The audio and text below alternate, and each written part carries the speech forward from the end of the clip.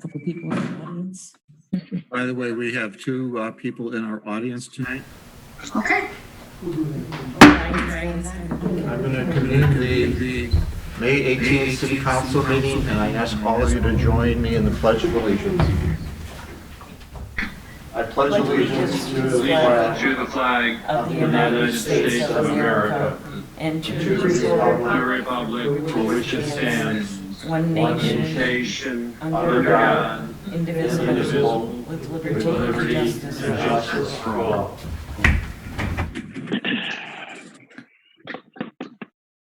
We have the roll. Kenny? Here. Shower? Here. Sullivan? Here. Vaughn? Here. Gustafson? Here. Plistic? Here. Belzak? Here. 7 present. We have a quorum. Questions, comments, and announcements of a general nature. It's an opportunity for the public to make comments or ask questions on any issue. Could be an agenda item issue, or it could be any other issue. And we have a 3-minute period to do that. Anybody in our audience like to address the council now? Please come forward. State your name. My name is Julie Legansky. Can everyone hear me okay? Okay. Yes. Okay. If I told you that 319 people in Colorado had lost their lives in 2017, and there was a contributing factor to those lost lives, would you, our city council members, want to eradicate that factor in Darien? That contributing factor is THC, the main psychoactive compound found in marijuana. The data that I'm providing to you comes from a report from the Centennial Institute dated November 15, 2018. This report explains the economic and social costs of legalized marijuana in the state of Colorado in 2017. According to the Colorado Department of Transportation, 69% of marijuana users say they have driven under the influence of marijuana at least once, and 27% admit to driving under the influence on a daily basis. If I told you for every $1 gained in tax revenue, the taxpayers would have to spend $4.50. Would you want that deal? The report states that for every dollar gained in tax revenue, Coloradans spent approximately $4.50 to mitigate the effects of legalized marijuana. Those costs include health care, rehabilitation, lost productivity, crime, traffic, housing, and tourism costs. These costs do not include the unknown social costs associated with commercial marijuana and the long-term health consequences that may not be determined for decades. If I told you that this industry releases a large amount of greenhouse gases in their processes, would you want this industry in Darien? Marijuana growers use a large amount of energy to replace natural sunlight, provide irrigation, and maintain a healthy climate for the plants, but not necessarily for the people. In 2016, the marijuana industry was responsible for approximately 393,000 pounds of CO2 emissions. This industry contributes to climate change and landfills by using single-use plastics. In 2017, the Colorado marijuana industry packaging yielded over 18 million pieces of plastics. Tonight, the City Council has the opportunity to reject this industry simply by voting no to change the zoning ordinance that has already been established in Darien, and letting potential growers know that the two sites that may have met the zoning requirements have been considered and are not available.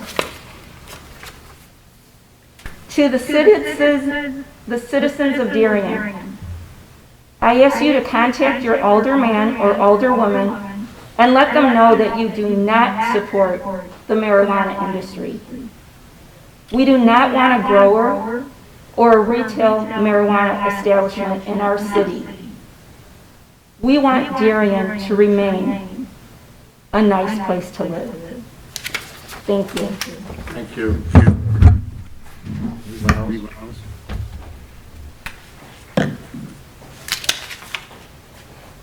Again, you have 3 minutes. 3 minutes. I'm sorry. 3 minutes. 3 minutes. Thank you, Mayor, City Council, Jerry Lugansky, Farmingdale Drive. Your name, please. I'm sorry. Your name. Jerry Lugansky. Oh, I thought I said it. I'm sorry. Okay. I'm here tonight to voice my opposition to the zoning for a cannabis grower on the current Public Works property off of Cass and South Fringe Road. After several emails with my alderman and our mayor, I still have not received a clear understanding why the Public Works building was not addressed when the property right next door was sold and developed by Sterling Bay. The building did not fall apart overnight. Where did the proceeds from that transaction go? If it had been addressed then, I wouldn't be here now, and the city wouldn't be looking to purchase land for the Public Works expansion and now voting to rezone this land for a cannabis craft grower. I am totally against this entire industry, and I see where this is going. It will start with the craft grower and then lead to a pot shop in this town. No long-term good will come from it. Marijuana legalization is only another bad decision by this state to get its budgetary house in order. Do not follow their flawed approach to dig out of their $129 billion unfunded pension mess that only continues to increase with the 3% COLA adjustment each year. To put it in perspective, the entire state budget is only $40 billion. The pension unfunded liability is more than 3 times that. That's like $1 million mortgage on a home that's only worth $300,000. They think they can dig out with cannabis sales taxes, gambling expansion, and graduated state income tax rates. Our bond rating is just a notch over junk bond status. They cannot tax their way out of this problem. They know it can't work. That's why they have the audacity to seek a federal bailout and blame it on the epidemic. This state had an underfunding problem way before anyone ever heard the words COVID-19 or coronavirus. On the November ballot, there was an amendment to adopt graduated personal income tax rates. I'm okay with that being on the ballot to fix our mess, but why not put pension reform on the ballot too?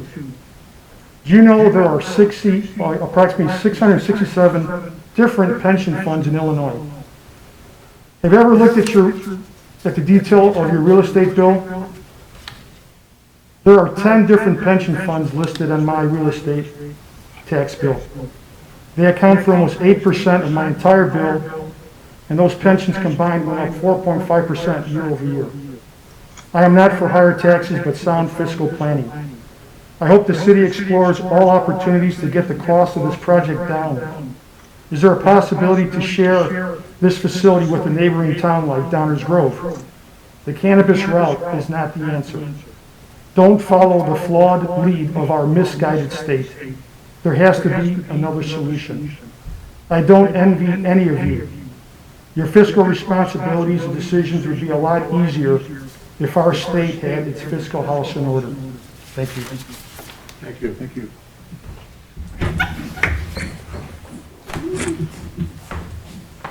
Anyone else? Takes us to approval of the minutes from May 4th, 2020. And I have a motion to approve the minutes of May 4th, 2020. So moved. Alderman Kennedy, seconded by Alderwoman Sullivan. Any questions or comments? If none, the roll. Kenny, Aye. Sullivan, Aye. Vaughn, Aye. Shower, Aye. Belzak, Aye. Plistic, Aye. Gibson. Aye. 7 ayes. The minutes have been approved. It takes us to receiving of communications. Do any of the aldermen have communications they want to share? Alderman Shower. Thank you, Mr. Mayor. I got an email from Connie and Rich Cleary that live at 7610 Baker Court. It's in regard to some rear yard drainage issues. Make a long story real short, I'm going to turn around and pass the information over to Dan, and maybe Dan can follow up with the client as well. I mean, as long as they know I'm here. We were talking about doing something, drainage wise in a couple of years, but obviously they'd be on the list. But there's some other items that they brought up about the drainage that it's more of a health issue and something that also has to tie in with some previous draining that's gone on before. So Dan, like I said, I'll pass it on to you, and hopefully maybe you and I can meet with them or figure something out. But I just want to bring that up. Noted, thank you. We're working on it currently. Sounds good. Thanks, Dan. Anyone else have communications? Alderman Kenny. Thank you, Mr. Mayor. I've got a communication from Stan Nemick on Hudson with regards to code ordinances on raising chickens or livestock in the city of Darien. There's nothing right there. There's nothing in the code. However, if codes, people still have to obey by sound, nuisance, and sanitary ordinances. That's all I got tonight. Alderwoman Sullivan, you had something? Yes, thank you. I've been in communication with the Garrow family from Glen Eagles Drive. They also spoke with Mayor Marquez and have been working with Joe Hennefriend and Dan Gombeck, and just wanted to, they're getting a lot of communication with different utilities, and just wanted to thank the city staff for being responsive and helping them try to navigate the process of getting a pool put in their yard. Thank you, Mary. Anyone else? Alderman Clifton? Tom? Thanks, Mayor. Over the past week, I received 8 pieces of communication, most with regards to the cannabis and the zoning near Cass Avenue near Waterfall Glen. I received 3 emails voting no against the cannabis from Mr. Legansky, 8,000 block of Farmingdale, also Julie, also from Mary Ann Stang. I received 5 emails, yes, from Mary Moore, 8,000 block of Sawyer, Minnie Sy from 8,000 block of Sawyer, Dave Dunwoody from Sawyer Avenue, George Franco from Farmingdale, and Gary Scarbosa as yeses in communication. So that's all I have. Alderman Vaughn? You didn't have anything? I'm sorry. I thought you raised your hand. I have one communication. I received an email from our president regarding backyard fire pits. This woman wrote a very eloquent email with many, many resources. She understands people's rights to backyard fire pits. This is an issue we dealt with a number of years ago. And she does feel that it's a health issue, and she provided a number of resources that indicate that it is a health issue. And she felt that the city of Darien's code on backyard fire pits was too lenient. So I'll be referring this to the environmental committee for them to examine the current code and to come back with a recommendation, if necessary, for any changes. And that's my communication. Takes us to the mayor's report. And this Many of you know, the COVID-19 pandemic has influenced major changes in our daily lifestyle. While all of us are somewhat deprived of our ability to enjoy the company of good friends, others, such as our recent graduates, have not enjoyed the ritual of graduation, which not only serves as an acknowledgement of their achievement, it also serves as a celebration of their growth as an individual, and it's also as a passing ritual to their future.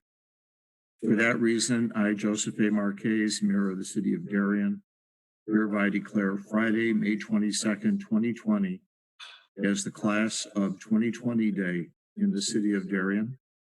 And I ask that residents take the opportunity to congratulate a member of the Class of 2020, be they an elementary, high school, college, or postgraduate.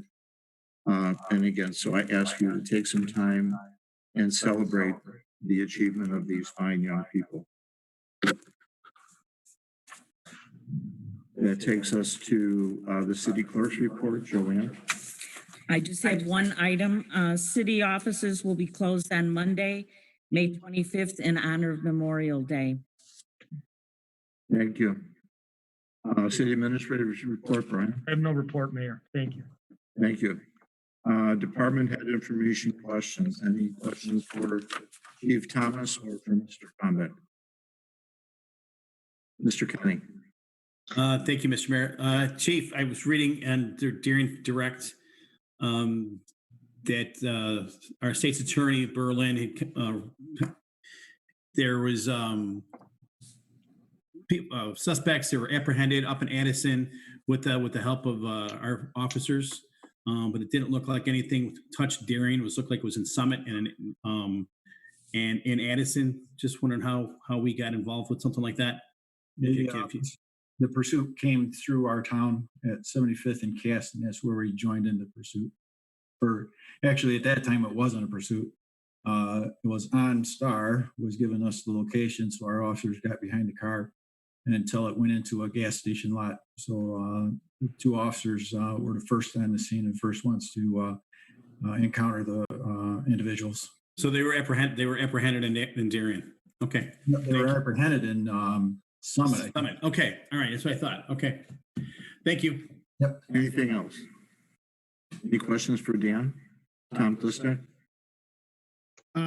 As many of you to witness this weekend, we got 8 inches of rain in 4 days, and I'm pretty sure there are a lot of emails that went out. I just want to say a good job to municipal services for going out and addressing areas that had flooded over 8 inches of rain here that we received over 4 days. I know in my ward, we had some bad flooding. However, after 2-3 hours, it did recede, and the levels went back to normal. This morning, I had an opportunity to look at a few other cities' web pages, and one thing I noticed with Elmhurst, they have a pretty thorough program with regards to things the residents can do, potentially hooking up downspouts to storm drains, requirements that they have. And they have a couple really good web pages that are dedicated to addressing these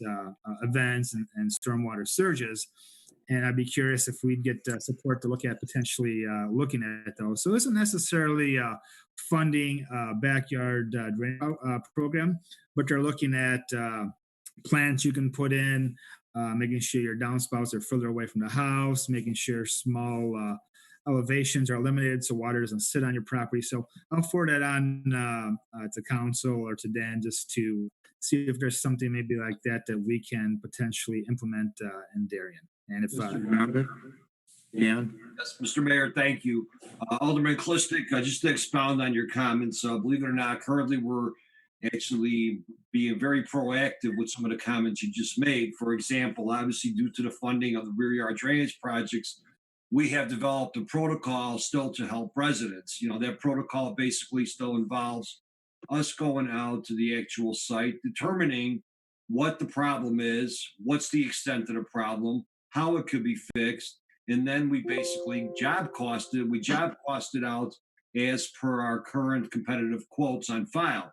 We then respond back to the residents with a letter of telling them how they can do it with a list of vendors. Those list of vendors are the 3 competitive quotes that we received earlier this year. And we also take a walk around the perimeter of the home to determine your gutter spouts are maybe too close to the home. Your gutter spouts are currently going right into the ground here, which causes your sump pump to recirculate. So we do identify those issues.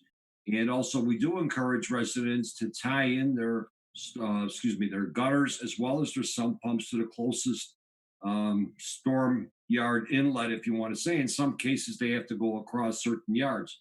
So we are permitting that. There is a no charge permit currently in place, and we are assisting residents to the best possible extent we can. Also, with this week's, or I should say, it seems like a week, all the rain events that we've had, I would say that we fared out rather well.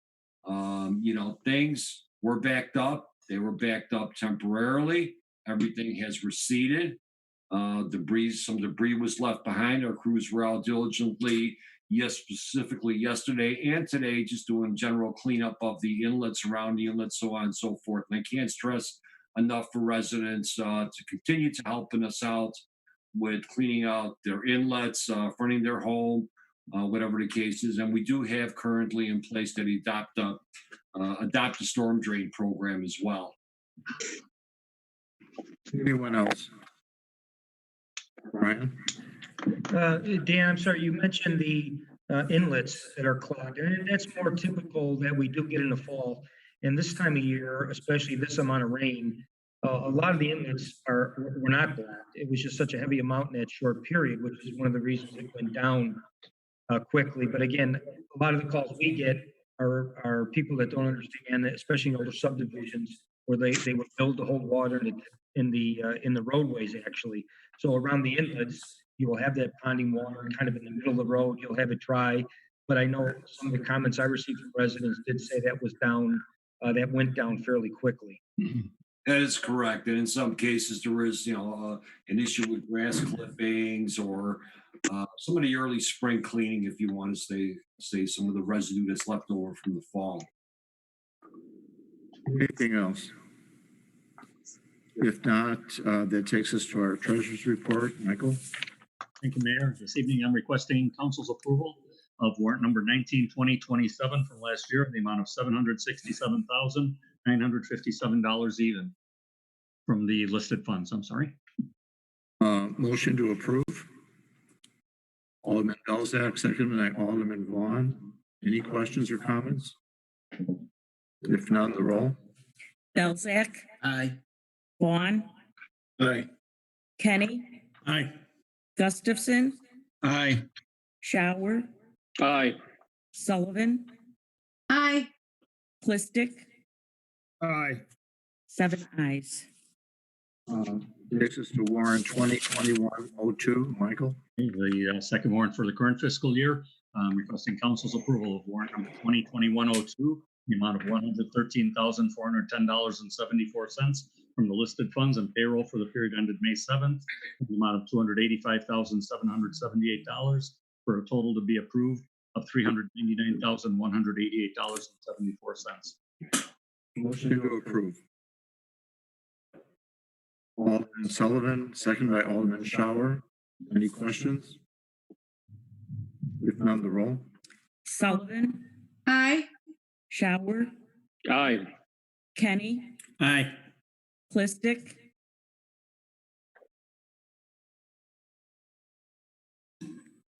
You're muted, Tom. Gustafson, Aye. Belzak, Aye. Vaughn, Aye. 7 ayes. The warrant's been approved. It takes us to standing committee reports. I realize we haven't had a meeting. When I looked at the calendar, I saw a planning and zoning committee scheduled, I believe, for next week. Is that true, or is that a misprint? There's a planning and zoning committee meeting scheduled, a Zoom meeting scheduled for next Wednesday night. That is correct. Can you tell me the topic for that discussion or that presentation? I'm not sure if that's, I'd have to double check. I don't have anything in front of me. I'm not sure which variation it is. I have to follow up with you on that. Okay, but that will be a I have a Zoom. couple more coming up next month as well. All right. I just want to let the council know that Mr. Vanna and I are working on and actually Lisa, working on reopening a city hall plan in terms of making modifications to our office area to facilitate guidelines, CDC guidelines. We also discussed the idea of having council meeting again where we had maybe 3 or 4 aldermen here at the same time, or all 7 of you, where we would be socially distanced from one another. If that develops, we'll advise you of that. My hope is that Lisa, my hope is that we can get that information to you as soon as possible. I think Lisa put our agenda on the screen before. Yeah, it's too soon. To Zoom. Okay, we're back. All right. But that's just an update. We are working on that. We'll get that to you as soon as possible. Any questions or comments that are agenda related? I know we had our audience speak already. Any of you have questions? If none, takes us to old business. There being no old business, it takes us to consent agenda. There being no consent agenda, it takes us to new business. We have 3 items.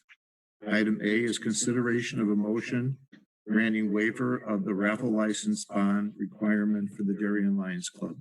Motion to approve. Alderman Vaughn, seconded by Alderman Shower. Any discussion? I just got one quick discussion on this. And I know it's in times of, we're in really, tough times with COVID. But typically when you're looking at these waiver raffles or these waiver licenses, it's usually it's some event. They're going to have a raffle at the event. This seems like it's a long-term process. It's kind of like almost like a blanket, which is a little more than the typical raffle license. Anybody have any thoughts on that? We have 2 different types of raffle licenses.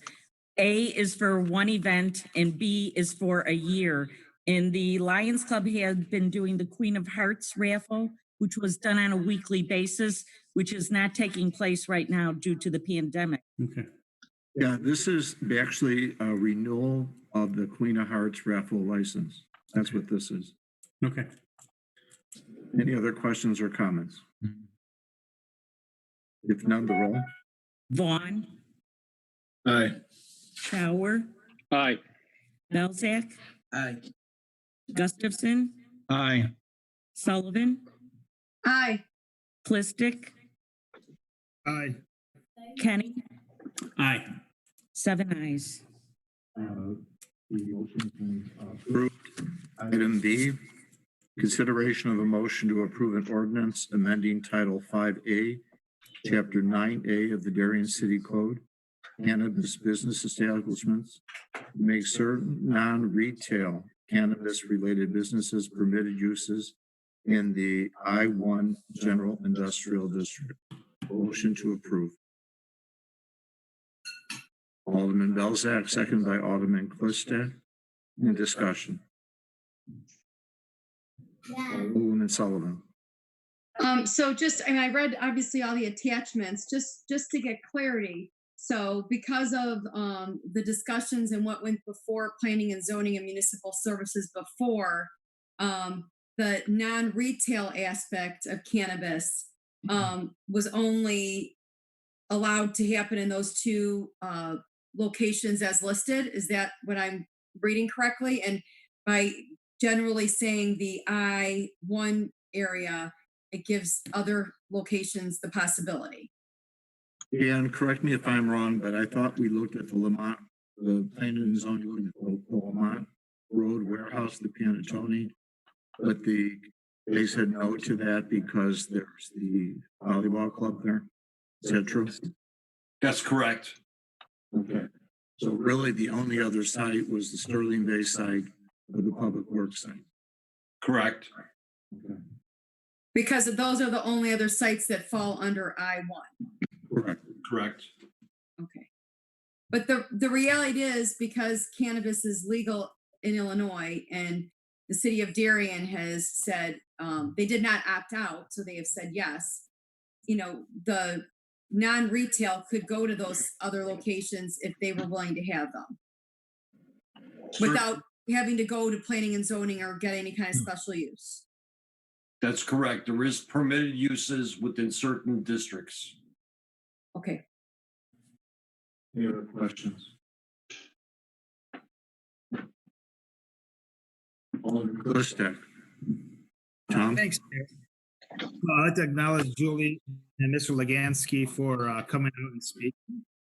He made a very good point with regards to the pension liability, and all those items. But unfortunately, that is at the state level. We can make a decision that doesn't want to happen here, as Naperville temporarily did, and they opened a position or a dispensary right across the street. In this instance, you know, we've cut our budget. I get emails left and right from residents asking, when are you going to support our rear yard drainage? We're having a lot of issues, at least in my ward as well. And to go back to residents and asking for a potential tax increase to pay for a new municipal services building that's eventually, you know, one way or another, we have to pay for it, I think is going to be more challenging and more detrimental to residents. Just saying no to this. You know, if we say no, we have to come back and issue a bond, and I have to go in front of residents and say, hey, you want to pay, you know, $80, $100 more on your taxes every year in order to support municipal services, or we have an option here to sell the property at a premium dollar. You know, the next item on the agenda is how to open up Darien, you know, bring more business, bring more jobs, and this industry does pay quite well for people that work there. So, you know, I guess most of the emails I received 8 emails, 3 no, 5 for it. I was actually quite surprised. So, you know, on my side, I would have to support this. Anyone else? We're turning around and voting on this under the premise that the people that are possibly interested in this property would get a license, but at this point they don't have a license, correct? Correct. Yeah. So we're trying to make it, you know, attractive so this happens, but there's no guarantees, right? We could sit here a year from now, Ted, and this could be zoned and there'll be nothing different there. Okay. But once again, the reality is they could go next door and also, you know, without any type of variance or special use needed, because Sterling Bay is a location that they could go to, which is right next door. So there are other places that are already approved. So adding one more doesn't change the fact that cannabis sales is still a possibility in Darien, even though people like myself don't support it. This is the non-retail aspect of it. Right. Right. There's no further questions. We have the roll. Belzak, Aye. Clistic, Gustafson, Aye. Kenny, No. Schauer, No. Sullivan, No, Vaughn, Aye. Yes. 4 ayes and 3 nays. Motion passes. C, consideration of a motion to approve a resolution accepting public improvements subject to maintenance, Sterling Bay, 1035 South Frontage Road. Motion to approve. Alderman Belzak, seconded by Alderman Vaughn. Questions or comments? I got a problem here. At least a challenge. We're telling residents that we can't help them with their water projects, rear yard, because of budget constraints. And then we've got this one sitting here. And now I know it's apples and oranges, but just have a hard time telling a resident, a handful of residents that we've got no money for you this year. Yeah, we're going to go ahead and we're going to pay them off, pay them back in 2022. I don't know, I'm having a hard time swallowing that one. I don't think we're telling residents we don't have any money for them, Joe, because they're still getting police services and they're still getting municipal services. We're just not doing the capital projects this year. So I wouldn't say that we're telling residents we're not doing anything for them. But I think they're still getting a lot. Oh, tell that a handful of people had had a lot of water issues this weekend. So I don't know. Well, But this is it's not like we're giving them Right. the city of Darien money. This is giving them their bond back that they had to give us to make sure that they finished all their requirements prior to, the property being improved, correct? This is just the money we were holding in with intentions that they were going to finish their project, correct? That is correct. There's two parts, Mayor, if I may. go ahead, Dan. Get it wrong. Yeah, there's two parts to this. The first one is accepting the public improvements. Public improvements, for example, are the water main, the storm sewer, the detention facility itself. That has been completed. So now the second portion of it is what's referred to as the wetlands. There's two different security bonds. The wetlands are basically a separate fund that are monitored for the course of approximately 3 years, pending on the type of plantings that are in place. DuPage County, along with a management company, will evaluate the plantings and the success of them, and more than likely it will not be before 3 years before DuPage County will approve them. So it's really a bond in case they default and go away, that we have the opportunity to hire this management company to revitalize the plantings, reseed, whatever the case is, or go out and get our own vendor and do what needs to be done. Mr. Banner. Yeah, Dan, I think Alderman Kenny's referring to the 40,000, which they're going to do on the lot line. I mean, we have a common lot line that needed stormwater work. And because it's a common line, I thought there is some mention in the memo of that 40,000 where Sterling Bay may do that work. Really, it's half of our work. We had it in the budget, we cut it out. So I think what that is Sterling Bay will do that, and it's half of it is our benefit, half of theirs. And that is correct too. Between the two conversations between Alderman Sullivan and Kenny, I thought it was getting a little, sided. But there's a portion that's of drainage, and Brian hit it right on the head. So in the agenda memo, again, that's probably the best scenario, because if we don't address this now, it's going to have to get addressed because it does have some impact on the plantings. Anything else? So I'm sorry if I'm beating a dead horse here, but so they're proceeding with the project, the lot line, water retention project, and they're paying the whole thing. Or I'm reading the agenda memo. Right. We don't have to give them the $20,000 next year. Do we have to eventually give it to them? The answer, in my opinion, the answer is yes, unless they come back out of a good faith effort and complete the work and say, we understand, have a nice day. So I have not gotten final confirmation on that. That is what we have requested of them. So it'll still be an outstanding issue, and we still will have funding available through the bond if we need to, do it at a later point.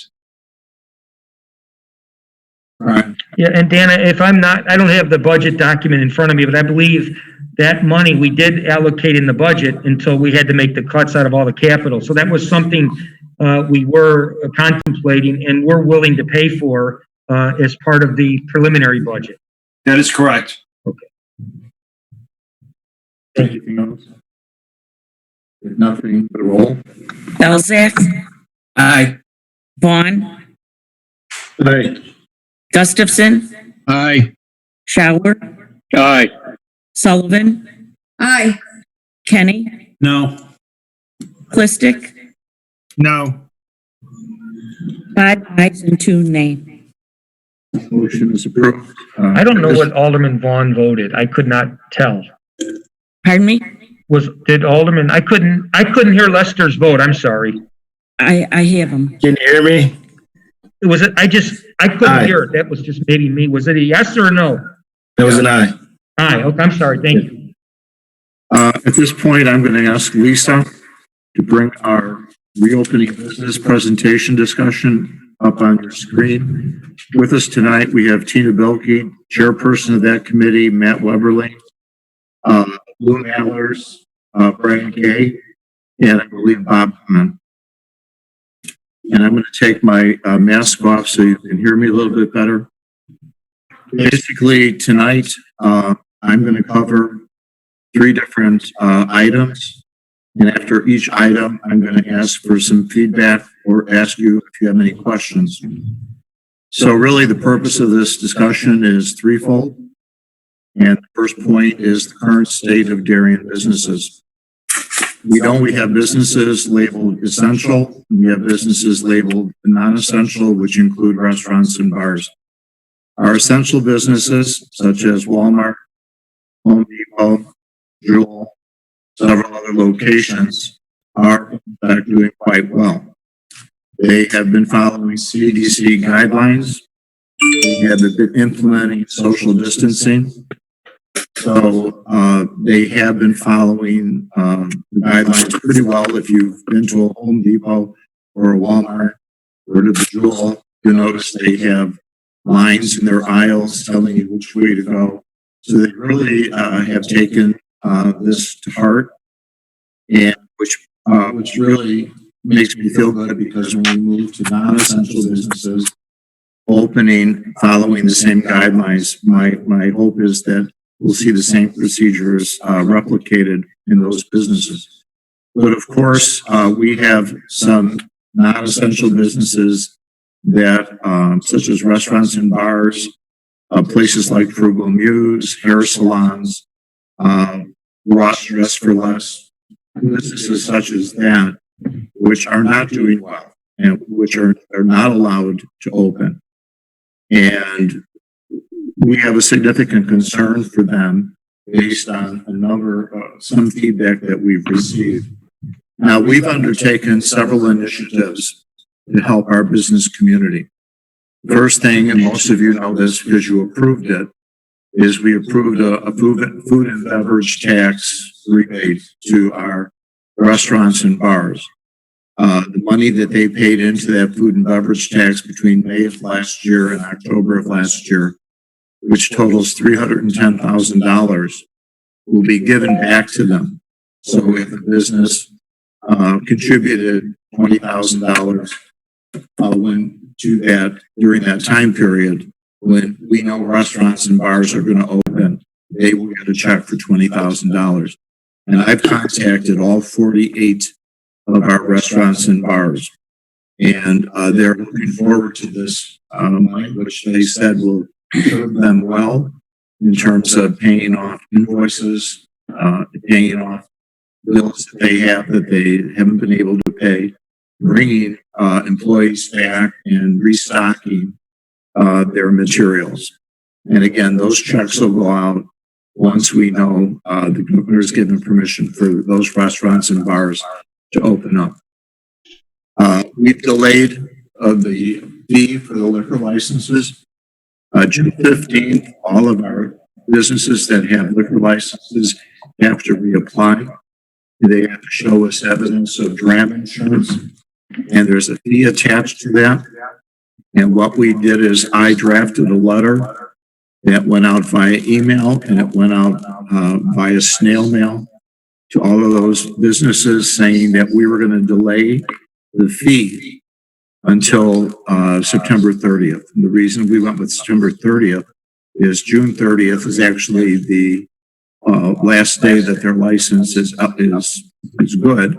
So we gave them to the end of September. So we've done that, and believe me, I believe that helps out a number of them, because some of those fees are pretty significant. In addition to that, as most of you know, if you go on Facebook or any of our social media outlets, we have spent considerable time enhancing businesses through our social media with announcements, wonderful graphics. Each day there seems to be something on there encouraging people to utilize our restaurants, to do takeout. So we're very happy about that. But the fact of the matter is, it looks like there's a possibility, if you follow most estimates, that we could lose anywhere between 10 and 20% of our small businesses. I'm not just talking restaurants and bars. I'm talking about our entire business community. And knowing that we are dependent on those businesses for our sales tax revenue, there's considerable concern about working to make sure that those businesses come back online so that we don't lose them. And in my phone calls to those 48 businesses, I heard a lot of very sad stories. Not one of them told me that they were going to go out of business. Although since I've talked to them, I understand that we've lost Steak and Shake.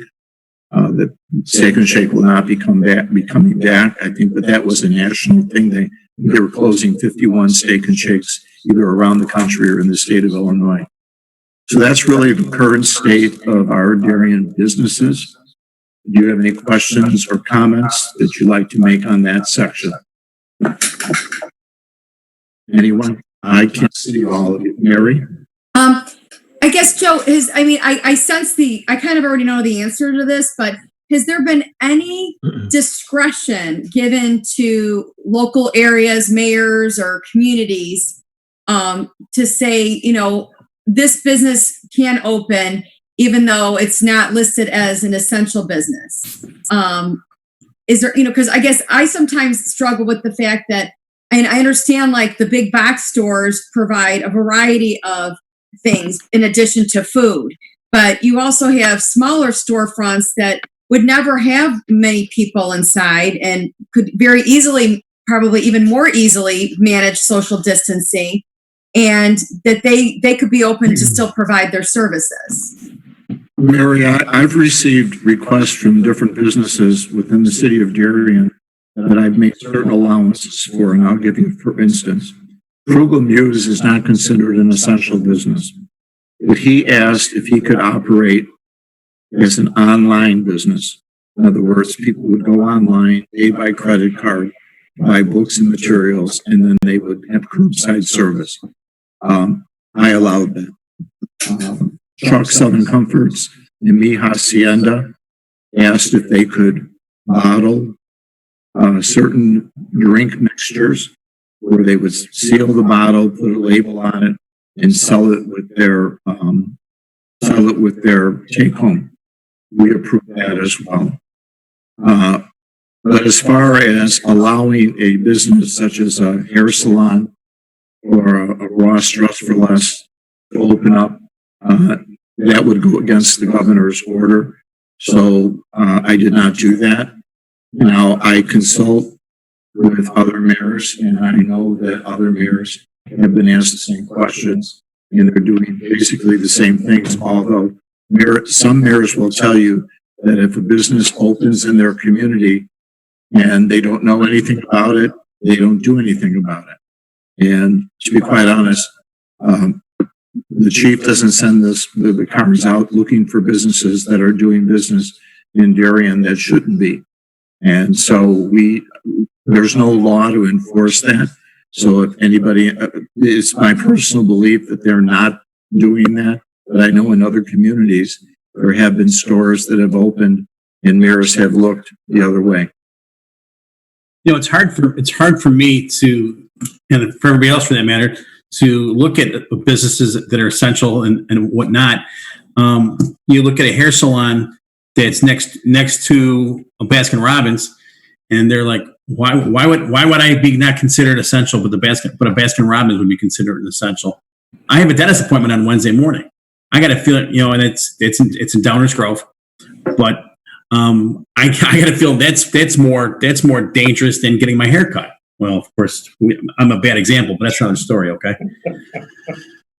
So I don't know. Joe, when I have my conferences with other mayors, we all say the same thing. If you could social distance and put lines on the floor in Walmart and Target, why can't you do that in a Kohl's or a home or in a Ross Dress for Less? Why can't you wear a mask and go to a hairdresser by appointment only to get your hair cut. We're going to cover some of this later in this agenda. It's going to deal with that issue, but those are the same questions all of us ask. Now, I can't see everybody. Does anybody have a question? I guess I just have a couple comments from observations. And one of the things that comes to mind is even in a Jewel or a Home Depot that's considered essential, I still see several people without masks, walking around. So that would be one thing. How are people enforcing? Some businesses are better than others. If you walk in without one, then they make you buy one on the spot. But it's not always, mandatory. People are walking into these places. So I guess that would be one of the concerns where, had that been working better, then I think, as you want to open up more, you kind of want to rely on precedents of what you're seeing in other locations. And that's what I'm seeing.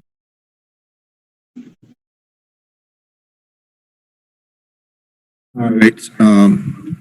Well, Gina, I think that certain of them do operate better than others. I was in Home Depot this week and I had to wait in a queue before I got in. I had to have a mask on, and everybody in the store that I saw had masks on. You got to go down certain aisles, certain ways. So it looked like Home Depot had it pretty well handled. In fact, their self-checks had plastic walls that you stood behind that plastic wall when you did your self-check. So they've actually added that as well. So I think that could be implemented in other stores very easily. But I'll go to our second point, DuPage mayors and managers intervention efforts. Personally, on a weekly basis, I have 2 1-hour Zoom meetings with 34 other mayors. I have a Monday hour Zoom meeting with the DuPage County Health Department. And on Sunday evenings, I have an hour to an hour and a half meeting with Mayor Lori Lightfoot, as well as other mayors. And I know that Mr. Vanna has 2 managers meetings, Zoom meetings to DuPage mayors and managers. So we are getting a lot of information. There's a lot of sharing that goes on. Not all mayors and all communities have that, and I think our access to information is wonderful. Brad Cole from the IML sends us daily updates on information that we already know, but he lays it out in a very nice way. But the DuPage mayors and managers are concerned very much about their businesses, and as time goes on, we're even more concerned with the passage of the with the initiation of the Restore Illinois plan by the governor, which I sent all of you a copy. There are 5 phases, and those phases have to have certain metrics met before we move to a new phase. Currently, we are in phase 2 of that plan, and phase 2 is the flattening stage. From there, we go to we have quadrants, 5 quadrants in the state of Illinois. And one of the major objections with from DuPage mayors and managers is that the quadrant that we are in, that DuPage, first of all, I'm going to start all over. There are what's called 11 emergency medical regions in the state of Illinois. And we are in what's called Region 8. And Region 8 is almost all DuPage County. But being in quadrant number 1, northeast quadrant, we're paired with Cook County and we're paired with Chicago. And our metrics as a county are much better than their metrics when we add everything together. Now, to be quite honest with you, right now, we are in phase 2, counting our involvement with Cook County, Our belief as a group of mayors is that we could move faster through those phases if we were separate. So we authored a letter to the governor 2 weeks ago stating that we want to work with him, very diplomatically done. That letter was not addressed by the governor. Governor didn't respond to it. We have since called the governor's office. We have asked for meetings with the governor. And the governor, there was supposed to be a meeting this last week with President Jericho and the governor. And as of yet, I've heard no confirmation of that message. So there's some disappointment there on the parts of the mayors with regard to that. Now, I'd like you to understand that we also work with the DuPage County Public Health Department. And I'd like Lisa to put that slide back up again. She just had that slide up a second ago. All right. This is our Northeast region. In each one of these items you see on this screen is a metric that's used to judge whether or not we can move from one phase to another.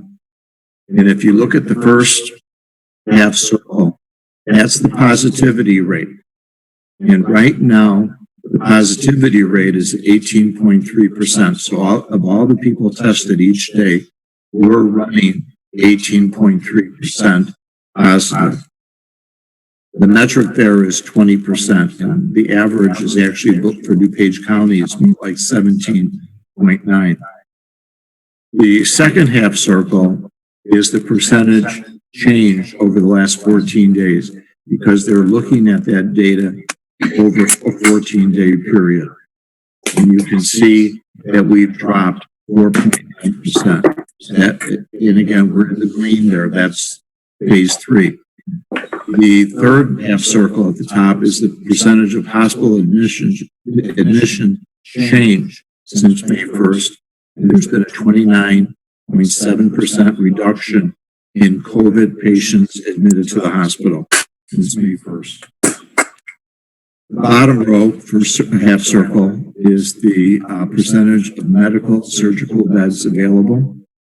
And again, we're in the green as well. We've seen 17.2% of the beds available are still available. So there's a percentage available. At one point, there were not. If you look at the middle circle, that's the percentage of ICU beds available. And again, 18.4% of ICU beds are available. And then the last half circle is the percentage of ventilator availability. And we have the 61.8% ventilator availability. So those are 6 metrics that are looked at. The positivity rate and the percentage over the last 14 days are 14-day, a rolling 14-day preview. All the other metrics, the governor wants a 28-day. So in other words, hospital admissions, surgical beds available, ICU beds available, ventilators available. He's considering that over a 28-day period. And we would, as part of the mayor's managers, we would like those to be considered over a 14-day period. So on the 28th of May, we will look at all 6 of those. And if they've been there for 14 days, on May 28th, we will go into phase 3. Okay. Lisa, if you could put back the other screen then with the outline. Currently, we have under 30,000 people that have been tested in DuPage County. We have a population of over 1 million. And so we're very low in terms of our total tests. In Darien, we have 24 cases. Of those 94 cases, 8 are due to outbreak and 86 are community, which means there are 8 that are part of a long-term care facility. And we've had 4 deaths. In terms of long-term care facilities, and this is DuPage County, 19.7% of all cases identified are patients in long-term care facilities, which means 80% of all those identified are not in long-term care facilities. But in terms of deaths, 75.7% of all fatalities have been in long-term care facilities and 24.3% have not. Per my conference today or yesterday with the DuPage Health Department, there's a need for more robust testing and there's need for contact tracing. You should also know that in the country, DuPage County is in the top 50 nationally in counties in terms of identified cases. Chicago and Cook County are actually number one in the country of identified cases. Movement to phase 3 should take place by June 1st. And if we move to phase 3, manufacturing, offices, retail, barbershops, and salons can reopen to the public with capacity and other limits and safety precautions. And gatherings of 10 or more people are allowed. Face coverings and social distancing are still the norm. So that means if we keep those numbers, those metrics stay the same, we are able to open up other retail. We are able to open up hair salons. We're able to open up other types of businesses with the exception of restaurants and bars. And that's an objection we and the DuPage mayors and managers have to the governor's plan. And as I said, there's no response from the governor. Joe, Yeah. it's Lou, and I apologize, something's wrong with my camera, but one of the concerns I have in being lumped in with Cook County and Chicago, it either makes us, I think we could look a lot better than the number that's up there, because I think that the Cook County and the city has a tendency possibly to drag the quadrant down. Going back to working through the mayors, like the president allowed the governors to do things, the governor did not allow the mayors to do what needed to be done. So I don't know if being the way that we're being measured and included with the city in Cook County, if that really is a fair assessment of the success we've had. I think it's been more of a present for Cook County and the city of Chicago, because the outlying counties have a much better percentage. The ironic thing, Lou, is that Chicago has their own recovery plan. They're basically following Mayor Lightfoot's plan versus the governor's plan. So is the governor agreeable to that? Well, Chicago has been separated out. The city of Chicago has been separated out, but then again, we're included in their metrics. That's my point. It's not a fair measurement. And it's not fair to the counties. Well, I can introduce you to 34 other mayors who feel the same Totally way. understand. But I mean, the point being is that it's as we've talked about here, we've talked before, the damage to the businesses here is so strong that it's going to take a long time to recover. And the longer that we can't do what needs to be done because of the lack of support we're getting from the governor is going to continue to hurt us. And I think it's going to come back. Hopefully it's going to come back to bite him, because I think it's wrong. And I'm on board with whatever you guys want to do, because I think that your communities should be run by the mayors and the city councils. They're the ones that are representing the citizens of the communities. Well, let me go on, because I'm in total agreement with you in terms of where you are. And that's been our argument every Tuesday and Thursday when I meet with my fellow mayors. Right? We feel the same way. And while we probably have 20 or 20 something mayors who want to take a more assertive approach with the governor, we probably have about 15 or 16 that want to take a more diplomatic approach. We also work with Mr. Cronin, Dan Cronin, in the county board. And it appears that Dan is in the middle. He does not want to upset the governor, but at the same time, he wants to show that he's on the side of those of us who are leading municipalities. The DuPage County Health Department is very sympathetic to the business situation. But again, they want to make sure that proper procedures are taken and businesses reopen. So you have a lot of entities that are weighing different factors. And we agree with you. We are working, we have developed a phased program that's separate from the governor's plan. Choose DuPage was working on that. We took elements from Choose DuPage and along with the DuPage County Health Department, we've created a phased program that's separate from the governor's plan. And we're going to try to submit that to the governor and get the governor to approve our being a separate entity from DuPage County. Excuse me, from county. But the precedent has already been set by the fact that Mayor Lightfoot is operating outside of the governor's plan, and he hasn't done anything about it. What's really to stop us from taking that same process and as a county with all the mayors saying this is what we're going to do? Well, there's nothing that's, because right now as a conference, there's been hesitancy and not a universal majority. It's not even a majority of the conference that said, let's take more assertive action. And we need to get to that point. My personal belief is that we're going to end the month of May. We're just where we're at right now. And he'll announce that we're into phase 3, which will be good for our retail, but it's not going to be good for our restaurants and our bars. Right. And so, Mayor, can you also mention that you can be in a phase 3 and a phase 4 at the same time simultaneously, correct? You don't have to be like phase 3, phase 4. You can be in both stages at the same time. Is that true? you can only be in one phase at a time.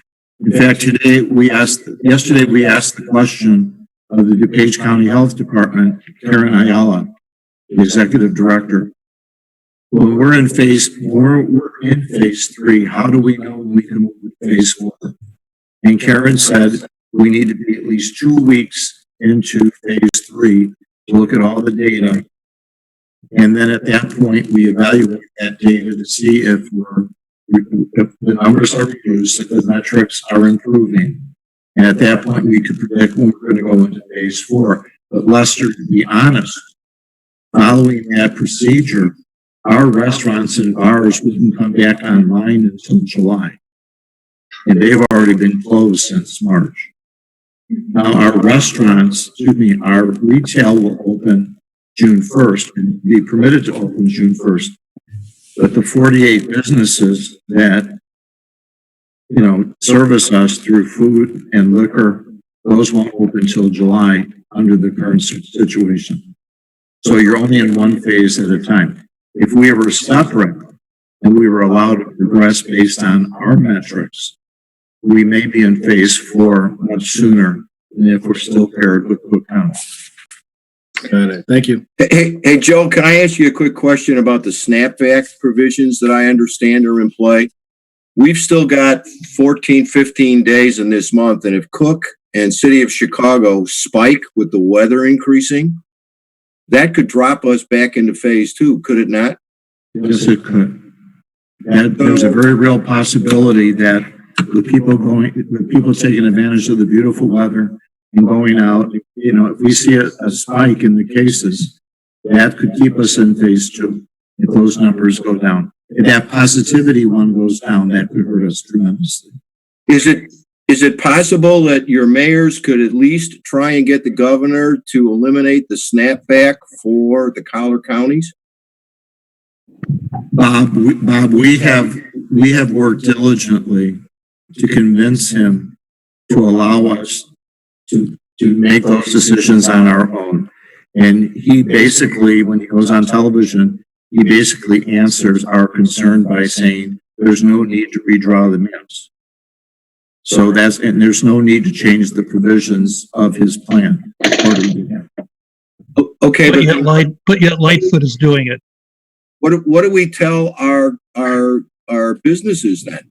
That we think we can open, but if Cook and the city of Chicago make us snap back, we're not going to be in phase 3, and this could exist for an unlimited number of months going forward. Because once we get into the full summer season, God forbid, the city of Chicago decides to do whatever it wants, and the statistics just go through the roof. We're going to be sitting here with businesses closed. I'm sorry to sound like, the sky is falling, but we have zero control over the success of the businesses in our city. Well, that's why, when we get to the next phase, where do we go in the future? We could discuss how we want to move, whether or not we move by ourselves as an independent body. Do we follow the lead of the DuPage mayors and managers? Where do we go? So that's really a question I'm going to ask of you But the governor's already threatened to pull federal funds if we do that. Yeah, the governor has, he has said that, but we've also contacted national leaders and asked them to impact him in terms of try to influence him by saying that you shouldn't be doing that. You shouldn't hold back on federal funds. You shouldn't use that as a threatening agent.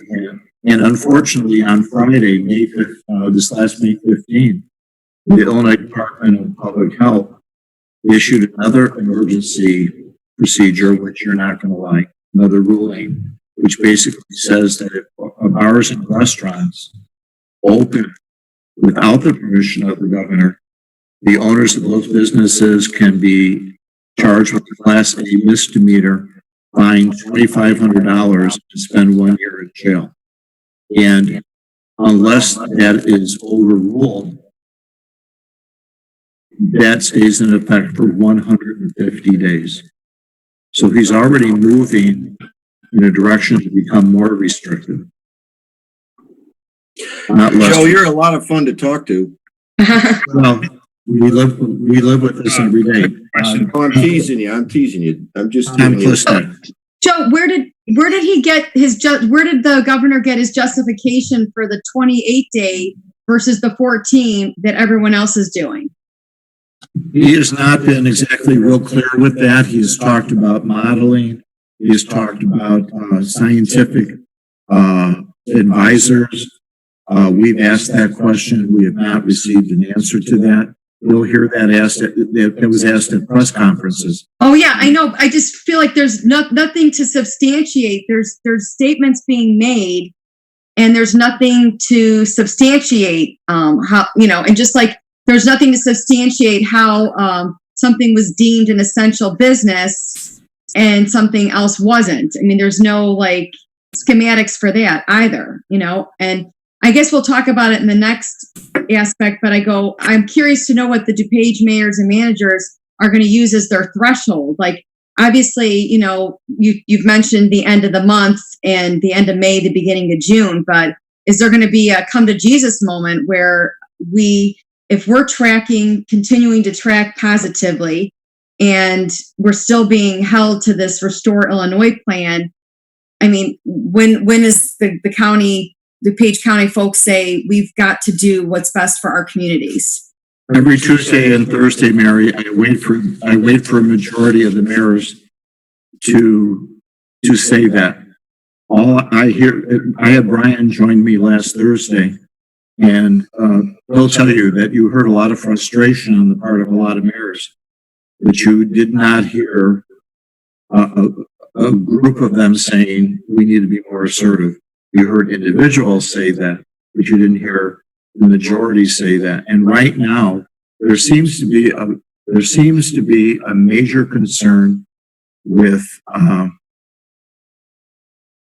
doing something to go against the governor of the state of Illinois. As Dan Cronin said today or yesterday in our conference call with the health department, the governor has broad powers. He says, now you as home rule communities have broad powers.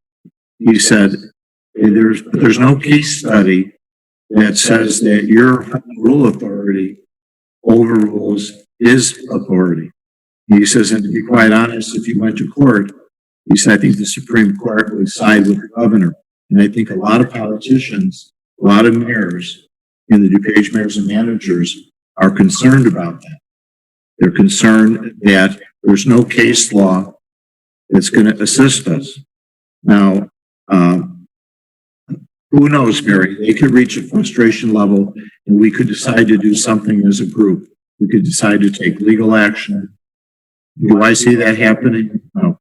I don't. Right now, and I don't know how Brian feels. He hears these, he talks to the managers, and I don't think any of us right now are talking about that. Lisa, can you, so where do we go from here? All right, I'm going to give you some options.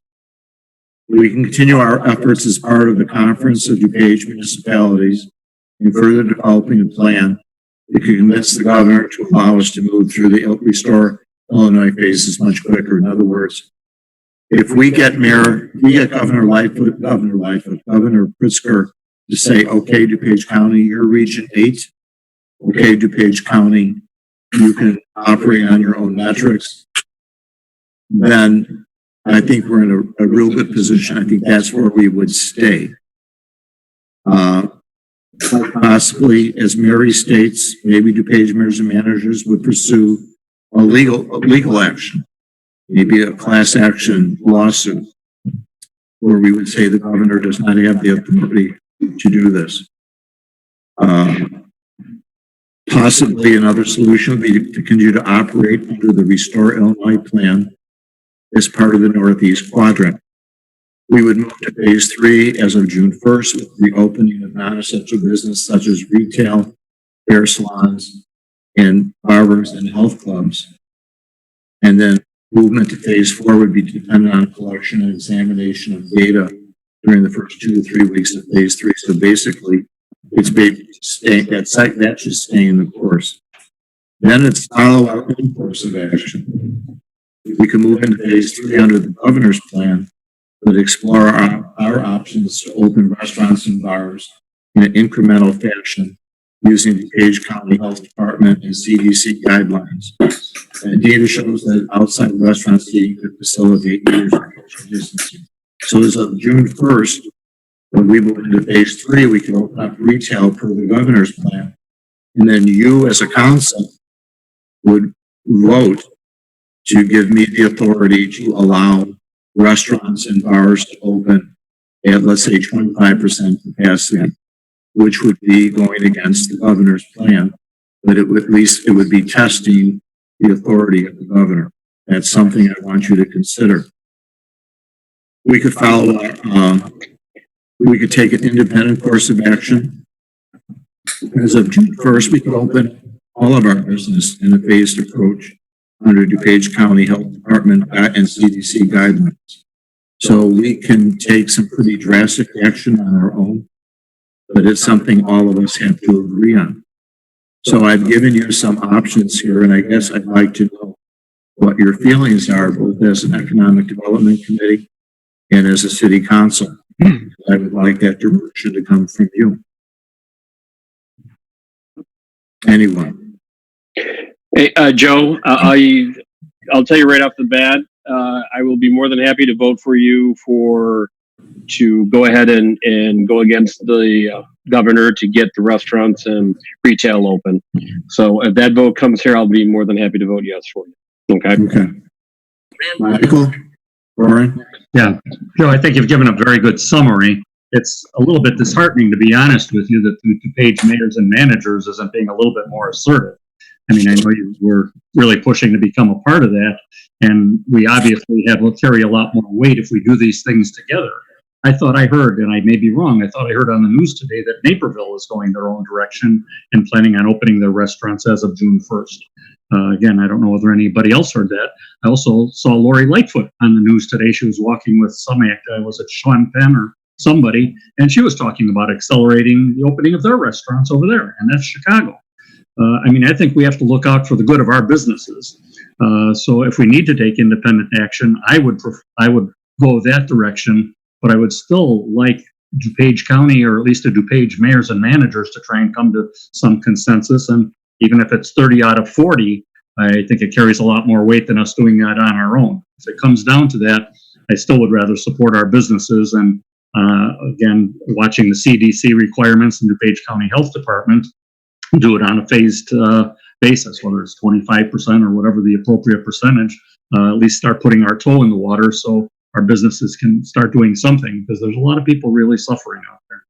You know, Mike, I think the Naperville thing, from what I read, Naperville's Park District is issuing a lawsuit. They want to reopen. Because Steve Cherico is president of the mayors and managers. And Steve's approach is that we need to negotiate with the governor. But Lori Lightfoot, Sunday night in our conference call, made the statement that she wanted to open up Chicago restaurants and bars in June, which really prompted the question, if she's going to open them up in June, why can't we open them up in June? Yeah.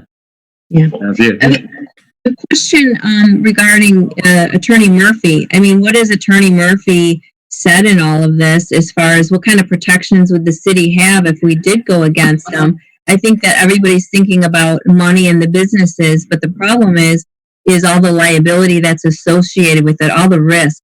And even with these businesses opening early, you know, how can we make sure that they're all going to be responsible enough to not, to follow these practices and not follow them?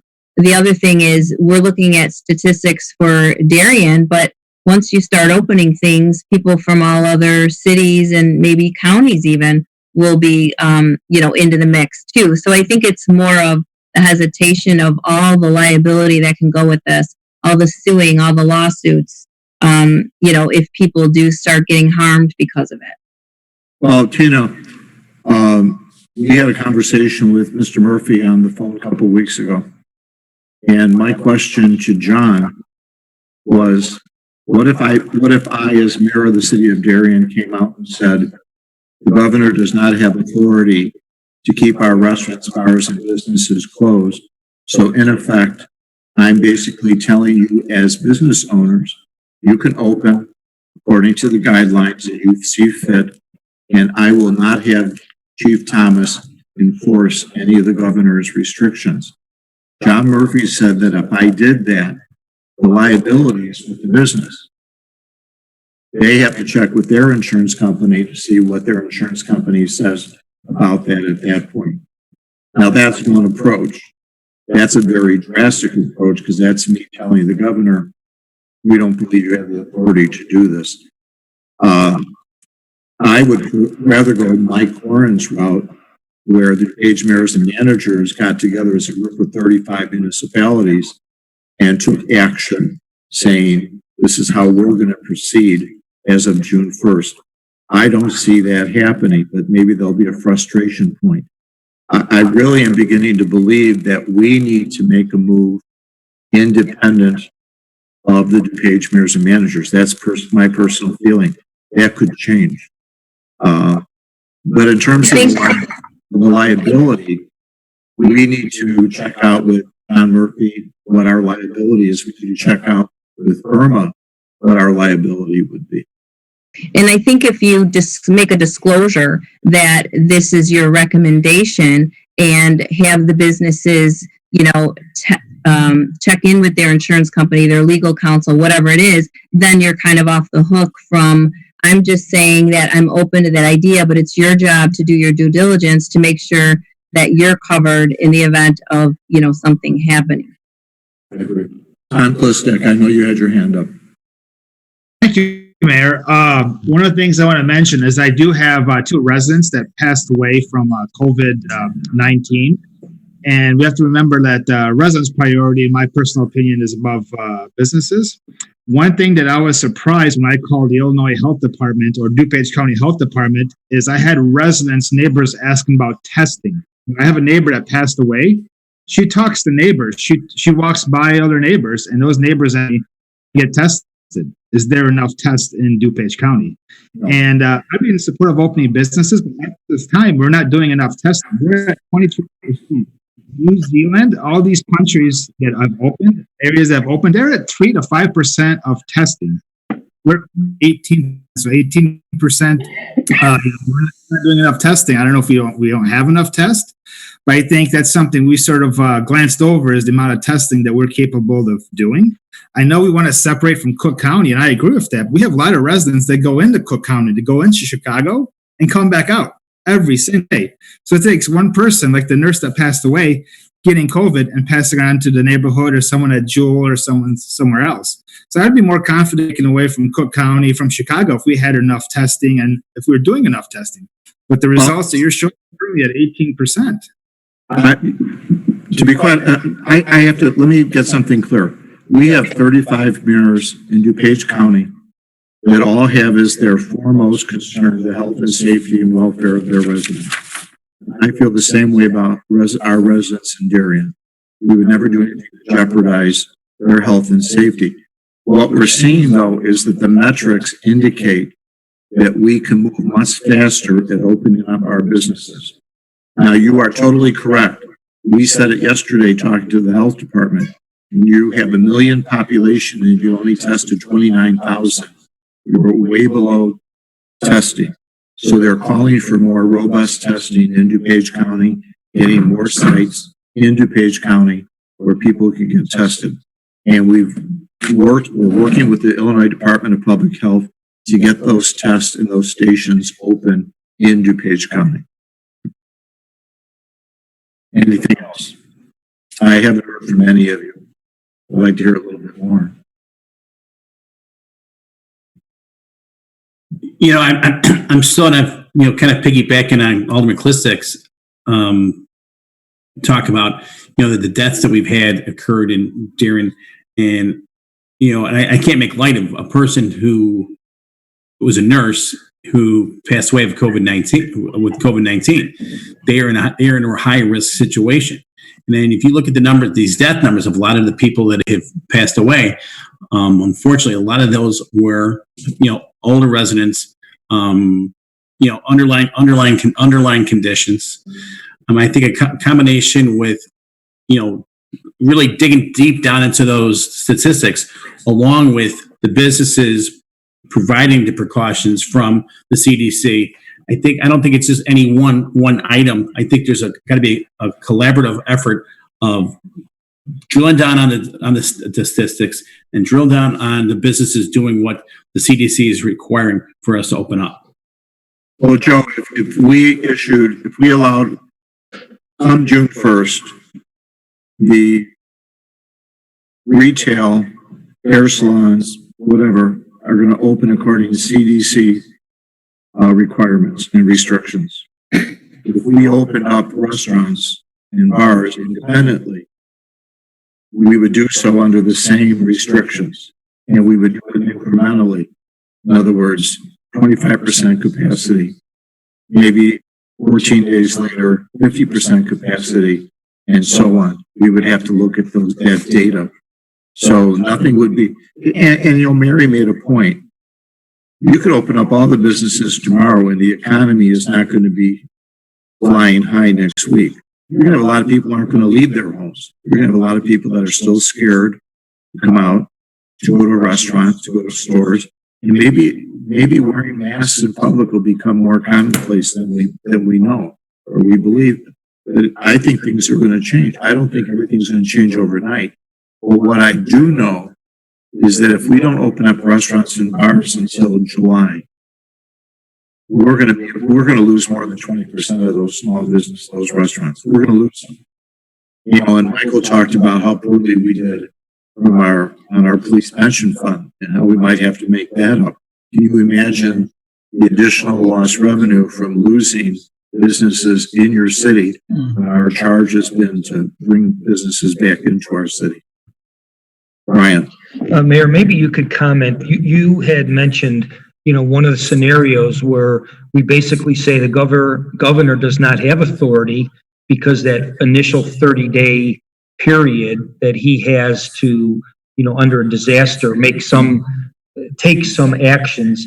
And, that wasn't just you saying that. I think on the litigation front, that's probably what we're going to see over the next couple of weeks if it hasn't been filed already.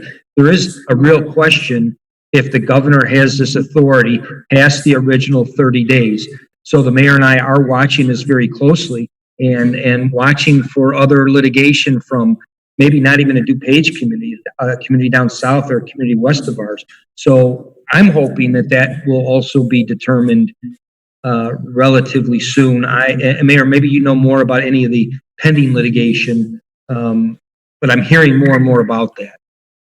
Well, today I was exploring and doing a lot of research on the governor's authority. This whole question of home rule authority versus the governor's broad powers. And I must have read 5 or 6 different articles today, which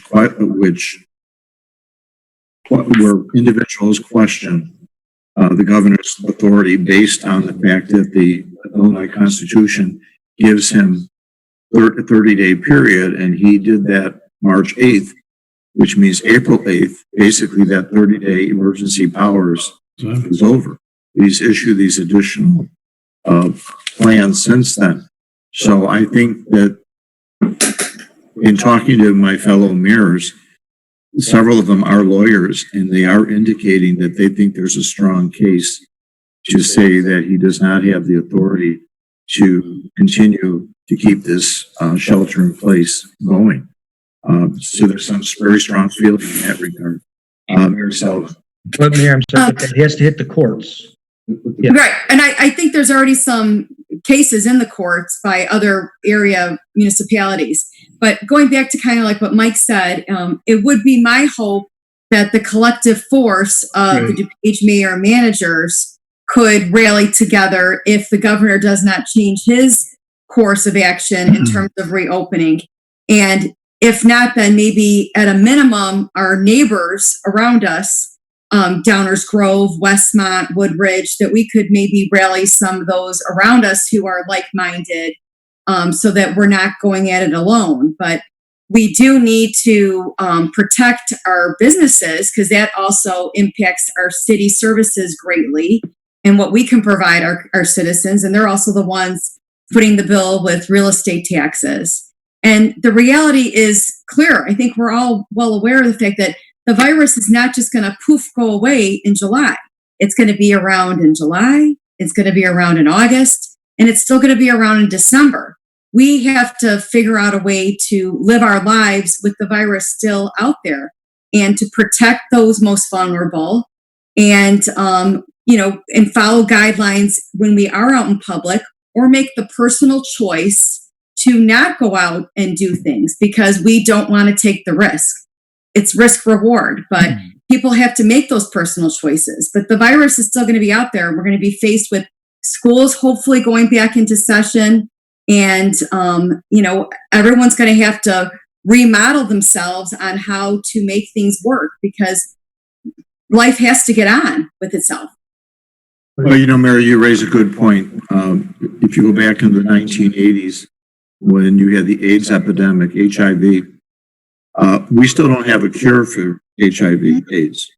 And yet we learned to live with this disease in terms of our handling of blood, whatever. But we've learned to live with that. And of course, we've had drugs that have assisted those with that disease, but there's been no cure for that. I think that what you say is very true. I think this virus is going to be around. And I think we need to learn how to live with this virus and adapt to it. I don't think we could just shut our society down and say that, we're all just going to hole up in our houses and not leave. We need to learn to adjust and learn to live with this. And I think that's going to be the true test of how well we come out of this. And Mayor, even though we don't have a cure for that, this is so much easier to transmit. So that's a huge difference there. But one of the things I'm fearful of is, we go out and take this risk and open the businesses or say it's okay, and their 25% capacity may not save them anyway. It's let's look at the realistic part. 25%, most people aren't going to be able to survive on that. Maybe not even 50%. But that's just the bearer of bad news, that's a reality that we have to also face. But I think standing alone just puts us in a very vulnerable situation. So definitely, I think there's more powers in a pact, of well thought out, reasoning and a lot of disclosures made. I think that would help. But the reality, like I said, is it's going to be really tough anyway for these restaurants. That's what I'm really afraid of. They're going to have to assume some responsibility as well. And to your point, when you buy something or you go to a ball game, you get your ticket, it's automatically assumed that you're relieving them of any obligations or anything should something happen. The point is here, the restaurants and the bars, in order to open up, are going to have to share in the potentiality of some issues and things like that. And I think with what Mary and Mike said, the important thing is we need to have a coalition of mayors that approve this, because I think the governor, rather than having one or two mayors talk about it, he's going to have to listen to 25 or 30 mayors that present this. And to your point, Joe and Brian, this may already be in play right now, but I'm a little concerned about going on it on our own because, issues that could develop. But I think as a group, we represent a lot of people in the state of Illinois. And that's a lot of income for the state. That's a lot of votes for the governor and things of that nature. And I think he's gone way overboard in what his role and responsibilities are to make it devastating for the communities. And I'm all for doing what we can do to move forward, but with caution. Well, go ahead, Mike. Okay. And it's a two-pronged approach. I mean, yeah, selfishly, I want to see these businesses open because they help fund our city operations. But more importantly, they're all represent different families, and they have families to support too. So I'm sure they want to open as soon as possible, but I'm sure they want to do it responsibly too, because they don't want their family members to get it. But on the other hand, they don't want to go bankrupt where they can't provide for their family.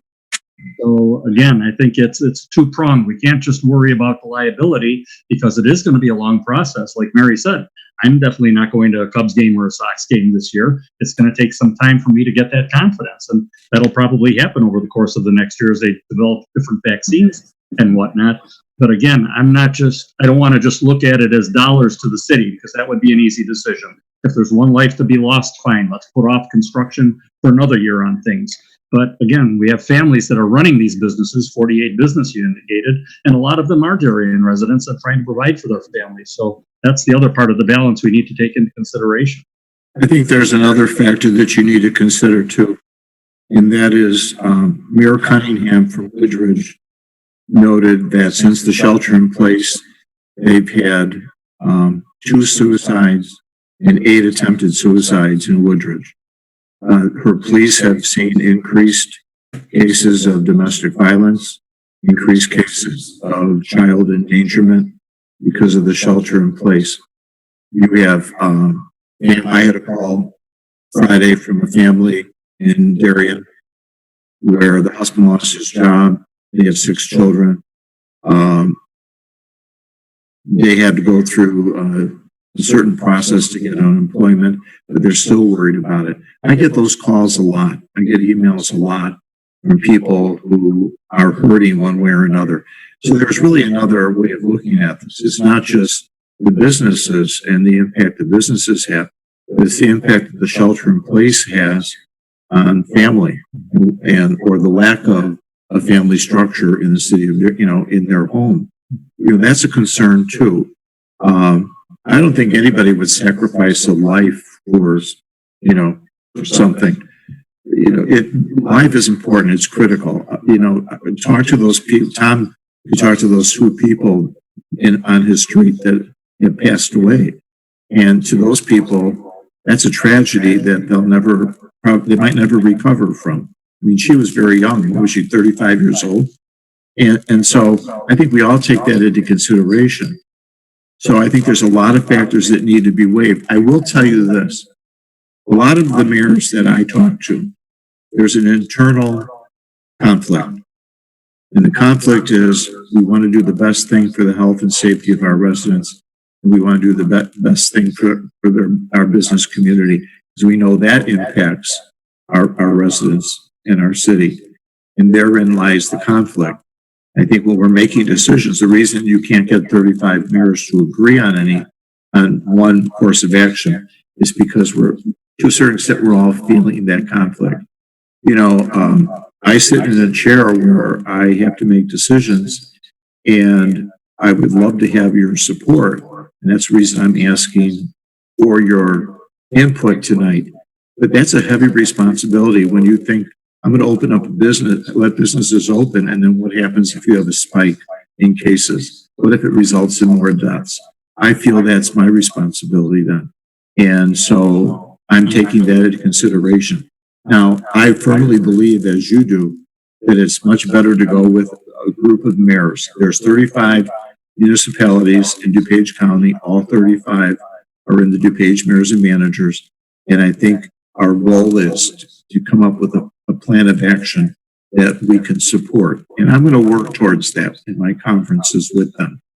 I'm not hesitant about talking, even though I'm one of the rookies in that group. I'm not afraid to tell them how I feel. So that I think that's the best plan. But what I'm telling you is we may get to a point where they decide they can't come up with one plan.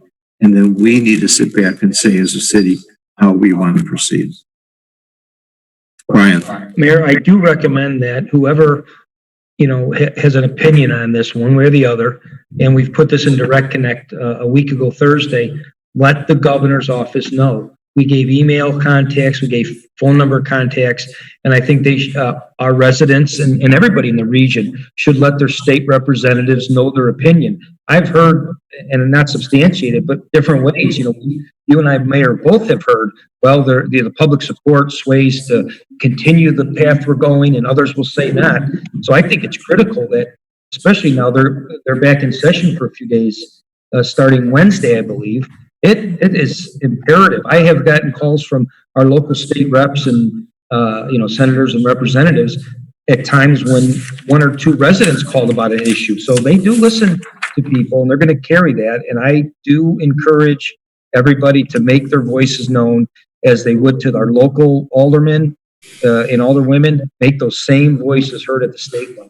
I feel strongly about that. We do something through, you're suggesting social media. Doing something through social media to get. We in our direct connects, because I read back and forth on Neighbor or other social media. Residents may be debating this point. Let it be known to the state so they do have your opinions. Okay. What do you think about that, Mary? So I am encouraged that our state legislator is going to have a voice again, and because they are the ones that are representing the different areas. And I do know our area representatives, have been reaching out on social media to their constituents, trying to, get their support or get their opinion or their point of view. So I am encouraged that we're making progress in that regard. I know for a long time during the governor's press conferences, Brad Cole from the Illinois Municipal League was always right there up on the podium with them.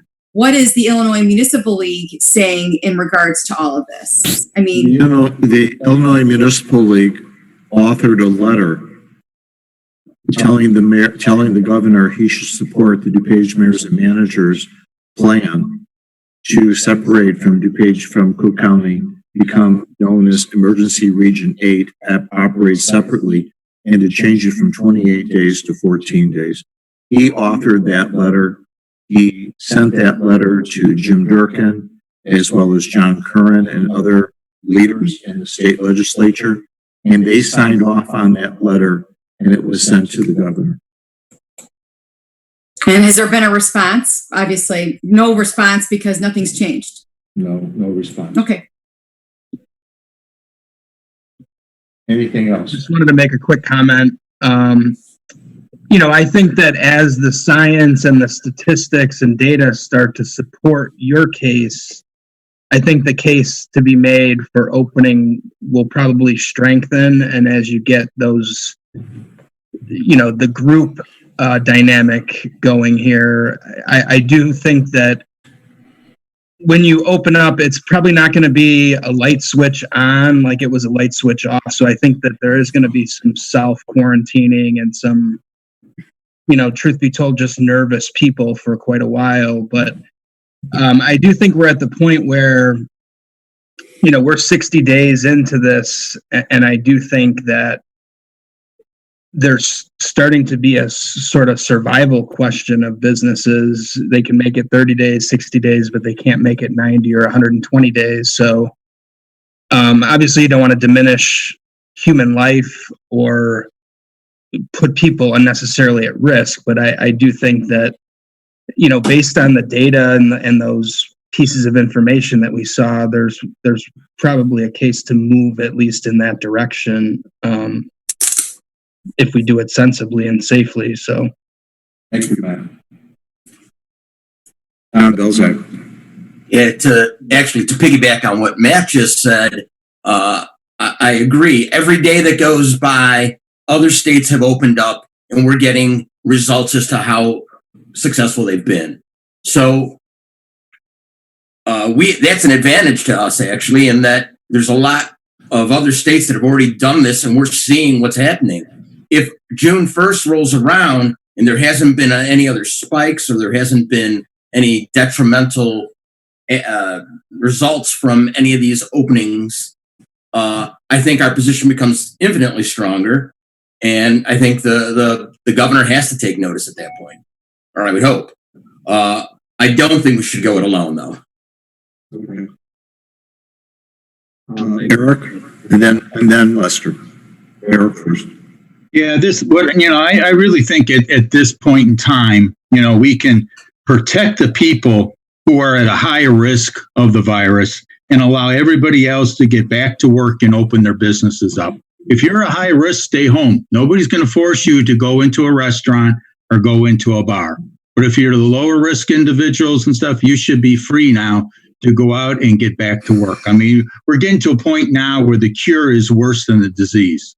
And it's really time to move forward. I would like to see us, Darien move forward with some of the other DuPage cities, as many as we can get to move forward and go against the governor. Because frankly, at this point in time, I feel the governor is treating this more of a political issue than that is of a medical issue.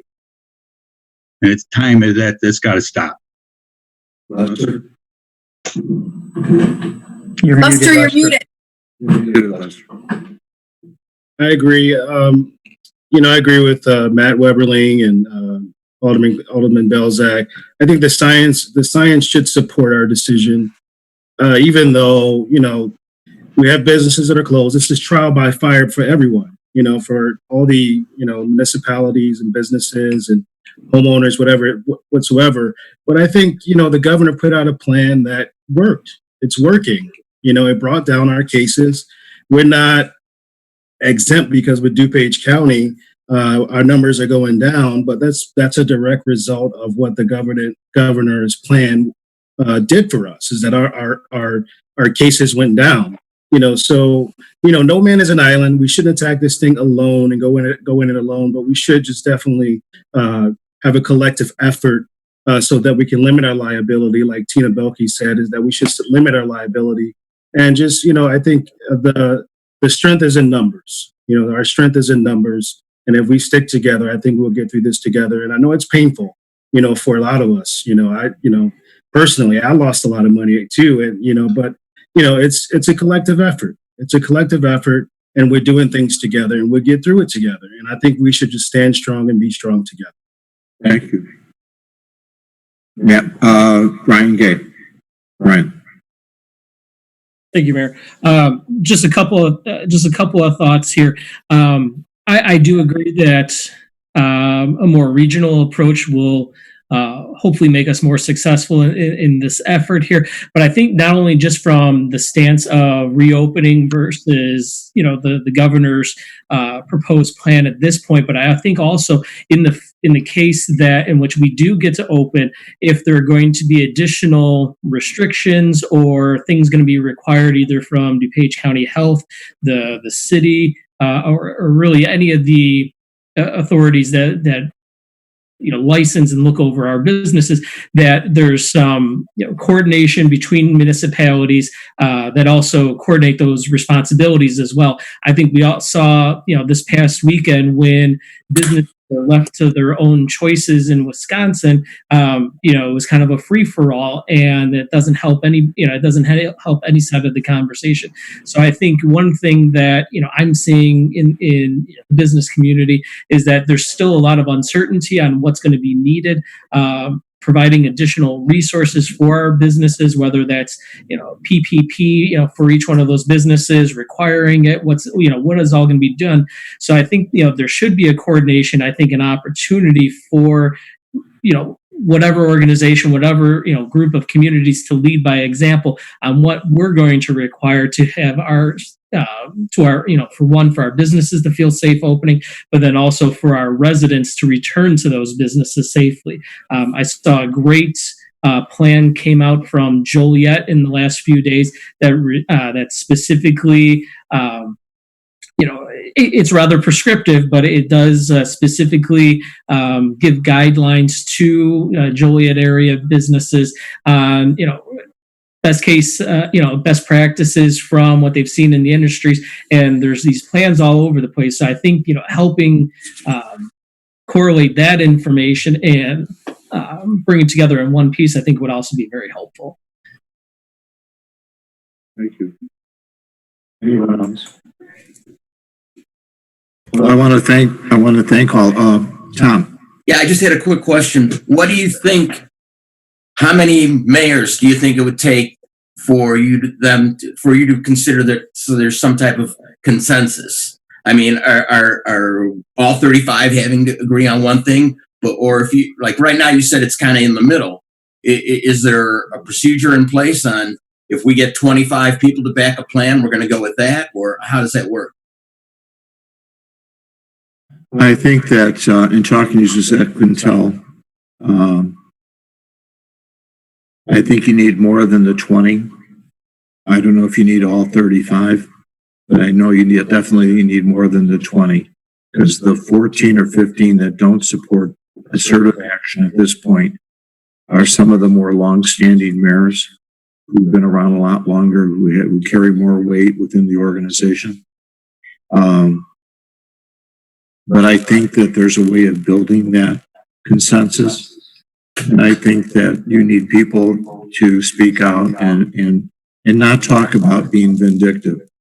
Some of the voices that come up at these meetings are very political. We don't like him. He's a Democrat. He's this, he's that.